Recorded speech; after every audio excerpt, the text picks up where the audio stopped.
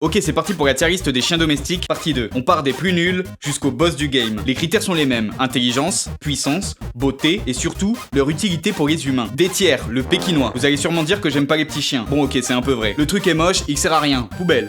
Toujours en détière, le bichon. Tu lui mets un bâton entre les fesses, ça fait un super bon balai à chiottes. Pour finir le détière, on a le shih tzu. Ils auraient juste dû l'appeler shit. Cette petite crotte ne ressemble à rien. Next. On monte en C-tiers. Je vais y mettre le bulldog français. Ok, c'est le chien le plus rigolo de la planète. Mais ils ont des problèmes de santé liés à leurs fréquents troubles respiratoires. Et ils ont aucun talent particulier à part être trop marrants. B-tiers, le cocker anglais. Très bon chien de compagnie, assez facile à éduquer. Il est tout doux, j'aime bien les grandes oreilles. Il est sympa. On continue avec le boxer. J'aime beaucoup sa petite bouille de coupable. Ça se voit qu'il aime bien faire des conneries. Ceci dit, il peut devenir le compagnon le plus doux, le plus affectif et le plus joueur de tous. Cependant, sa santé fragile peut parfois poser des problèmes. Les choses deviennent intéressantes en tier A avec le bosseron, une bête impressionnante et intimidante. Il est très loyal envers son maître, qu'il protégera contre tout. Très bon compagnon et surtout un des meilleurs chiens de garde possibles. Poursuivons avec le Staffy. Ce chien affiche une grande puissance par rapport à sa taille. Il est très musclé et dégage une force explosive. Il adore les enfants, avec qui il est très tendre et affectueux. Il peut être un peu trop pot de colle, en mode il te suit partout, même quand tu vas faire caca. On finit avec le Jack Russell Terrier. J'ai hésité à le mettre en S, mais c'est vraiment un chien à double tranchant. Il lui faut une éducation ferme à cette petite boucle de nerfs. À part ça, il prouve à tout le monde que c'est pas la taille qui compte. Cette mini machine à tuer est un chien de chasse hyper efficace. C'est pas un animal facile, mais je respecte l'agressivité. On arrive en S tiers avec tous les premiers de la classe, en commençant avec le Staff américain, ou Staff. Il est plus gros que le Staffy, plus puissant, son caractère aussi est différent. C'est un meilleur chien de garde, un excellent chien de compagnie, intelligent, patient et affectueux avec son propriétaire. Toujours en S, le Rottweiler, un chien très élégant et intimidant. Ce très bon chien de garde est un animal dominant. Il lui faut donc un maître avec du caractère et de l'autorité. On termine le S tiers avec un colosse, le Mastiff tibétain. C'est un des chiens les plus forts du monde, adapté à la vie difficile en montagne. Son caractère unique fait de cette créature majestueuse un excellent chien de garde particulièrement dissuasif. S+, le top du top. Le Saint-Bernard et le Terre-Neuve. Ce sont des chiens de sauvetage incroyables. Les Saint-Bernard s'occupent généralement des sauvetages en montagne. Ils sont puissants et robustes. Les Terre-Neuve, quant à eux, sont d'excellents nageurs aux pattes palmées qui s'occupent du coup principalement des sauvetages dans l'eau. Ensuite, on a le Husky et le Malamute. Des magnifiques chiens de traîneau pourvus de nombreuses qualités. Le Malamute est plus trapu, puissant, têtu et bagarreur que le Husky, qui lui est plus agile, rapide et fin. On termine cette liste avec un chien presque parfait, le berger australien. Il est ultra intelligent, réceptif, à l'écoute, il excelle dans tous les domaines. Sa polyvalence fait de lui un des chiens qui s'adapte le mieux au monde. Fin de la vidéo, abonne-toi et dites-moi ce que vous en pensez dans les commentaires. Ok, c'est parti pour un zoctogone de super prédateurs. Deux créatures monstrueuses et très différentes vont s'affronter dans un combat à mort. Laissez-moi vous introduire notre premier combattant d'élite, le plus gros lézard au monde, le dragon de Komodo. Son adversaire est un félin surpuissant, le redoutable jaguar. Il n'y aura qu'une seule issue possible. Le dragon de Komodo est le plus gros lézard de la planète, pouvant mesurer plus de 3 mètres de long et pesant entre 70 et 166 kg pour le record du monde. Sa mâchoire présente près de 60 dents, pouvant mesurer jusqu'à 2,5 cm de long. Ses pattes sont musclées et puissantes. Elles se terminent par 5 longues griffes acérées. Ces colosses sont des charognards qui se nourrissent d'à peu près tout et n'importe quoi. Des souris jusqu'à des buffles. Ils sont même cannibales. Ils sont aussi capables de chasser des proies furtivement en les mordant au ventre ou à la gorge. Le dragon de Komodo dispose de 2 armes secrètes. La première est son venin et non sa salive. Des scientifiques ont découvert que ces bêtes possèdent des glandes à venin ressemblant beaucoup à celles des serpents. Une seule morsure est suffisante pour tuer sa proie. Sa deuxième arme secrète est sa longue queue capable d'assommer un cerf ou un porc. Il s'en sert comme d'un fouet. Est-ce que son arsenal d'assassins sera suffisant pour triompher contre son adversaire? Le jaguar est un super prédateur au sommet de la chaîne alimentaire. Il ressemble au léopard, mais est plus gros, plus massif et surtout plus fort. Les mâles peuvent peser entre 56 et 160 kg pour le record. Mesurant 2 mètres de long, ils ont la morsure la plus efficace et la plus létale de tous les félins. Une étude comparative de la force de sa morsure en fonction de la taille du corps classe le jaguar comme le plus puissant de tous les félins, devant le lion et le tigre. Leur technique de chasse est absolument destructrice. Elle consiste à mordre le crâne de ses victimes, leur portant un coup fatal au cerveau. Ce sont des tueurs ultimes, incroyablement rapides, intelligents, agiles et puissants. Ce sont d'excellents nageurs, grimpeurs, coureurs. Ils sont les rois d'Amérique du Sud. Que le combat commence. 3, 2, 1, go!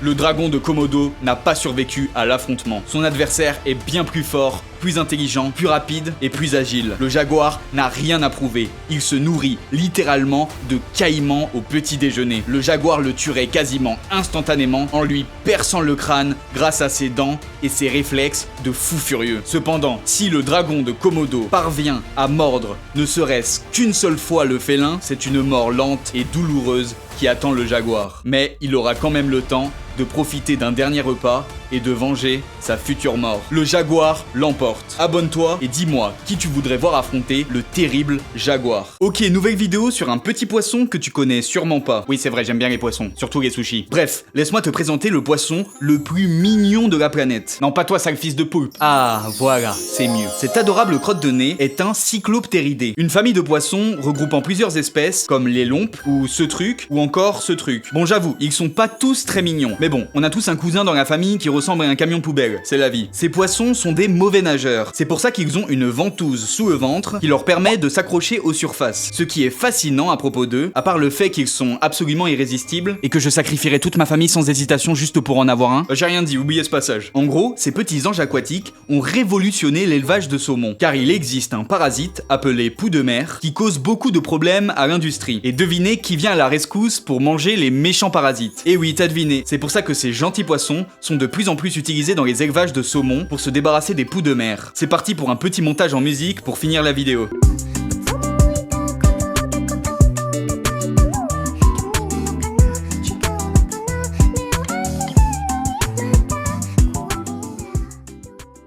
Je sais pas si tu savais, mais j'ai aussi une chaîne YouTube. Va t'abonner s'il te plaît. Ok, on va faire la tier list des oiseaux. Comme il en existe des milliers d'espèces, il y aura sûrement une partie 2, une partie 3, voire même une partie 4 de la vidéo. Donc t'inquiète, si ton oiseau préféré n'est pas dans la liste, il sera sûrement dans la prochaine. Les critères sont l'intelligence, les capacités, l'adaptabilité et comme toujours, le style. Et the party. Des tiers, le kiwi. Il fait partie de la même famille que les autruches. Sauf que lui, il est tout petit. Du coup, il se fait littéralement one shot par tout le monde. C'est le seul oiseau du monde qui n'a pas d'aile du tout. Non mais allô quoi, t'es un oiseau, t'as pas d'aile. Non mais allô quoi.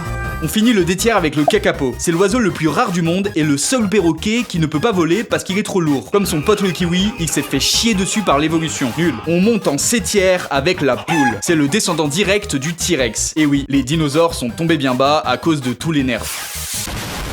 Bref, le problème avec les poules, c'est qu'elles sont délicieuses. Du coup, elles se font spawn kill en masse par KFC. On a aussi le pigeon en C-tiers. Ça chie partout, c'est crado, mais faut quand même dire que c'est l'oiseau le mieux adapté à la ville et aux humains. Et ça, c'est OP. B-tiers, le pélican. Cette créature démoniaque est un vrai meurtrier. Ce monstre cannibale peut parfois manger des pigeons, des canetons et des petits requins. Je l'ai même surpris en train d'essayer de manger un capybara. Je sais pas c'est quoi le pire, le pélican qui essaye de l'avaler ou le capybara qui en a rien à foutre. Y a rien qui va dans cette vidéo, c'est n'importe quoi. On finit le B-tiers avec l'oie et le cygne. Ce sont de beaux oiseaux, intelligents et parfois agressifs. Les choses deviennent intéressantes en tiers A avec le faucon pèlerin. Il bat tous les records de vitesse avec ses descentes à près de 400 km/h. C'est l'animal le plus rapide du monde. On continue avec l'autruche. Techniquement, c'est l'oiseau le plus fort du monde. 3 mètres de haut pour 130 kg max, elle est incroyablement forte. Son problème, c'est qu'elle a décidé de spawn dans le serveur le plus hardcore de la planète.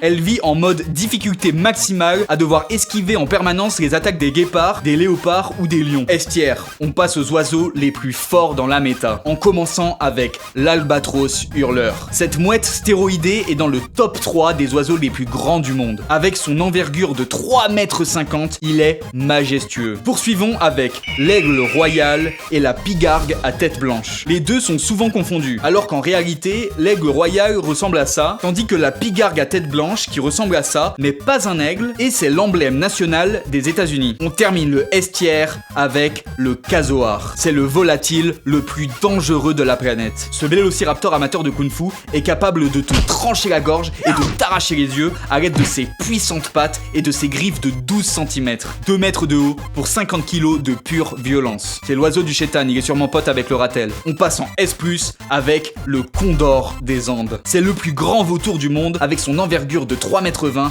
et ses 15 kg. Il a beau avoir une testiboule sur le crâne, c'est un des big boss du game. En S+, je vais mettre aussi tous les perroquets, sauf le kakapo bien sûr. Ils sont les plus intelligents de tous. Ils peuvent vivre plus de 100 ans. Ils sont même capables d'apprendre des mots et d'utiliser des outils. Ils ont la meilleure dextérité de tous les oiseaux. Et en plus, ils sont trop beaux. Et le premier de cette liste est l'aigle le plus fort du monde. Voici la harpie féroce. Ce super prédateur gigantesque est surnommé la mort venue d'en haut. Il se nourrit de singes, de paresseux et même d'agneaux. Ce sont les maîtres absolus du ciel en Amazonie. Ok, dites-moi dans les commentaires les espèces d'oiseaux que vous voulez voir dans les prochains épisodes. Ok, c'est parti pour un zoctogone de reptiles. 1 contre 1. Aucune échappatoire possible. Nous allons déterminer qui est le roi des reptiliens en analysant les caractéristiques de chacun. Notre premier combattant est le crocodile marin, le plus gros reptile vivant sur Terre. Son adversaire est une créature terrifiante, l'anaconda vert, le serpent le plus massif de la planète. J'espère que vous êtes prêts. Ready? Go!